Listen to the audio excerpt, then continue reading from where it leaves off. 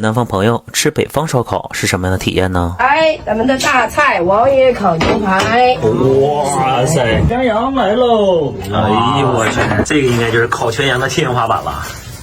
这回真是长见识了。今天来挑战一下北方人超喜欢的一家全羊宴，还真有点像到内蒙古的感觉。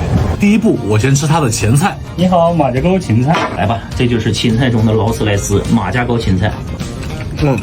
这个好像啊，一点纤维感都没有。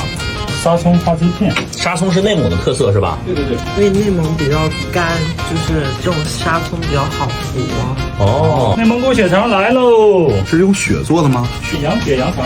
哦，这个真的越嚼越香。蒙古烤羊腰。哎呦，哎，闻着有骚味，吃的没有？我闻着好香啊，一点骚味都没有。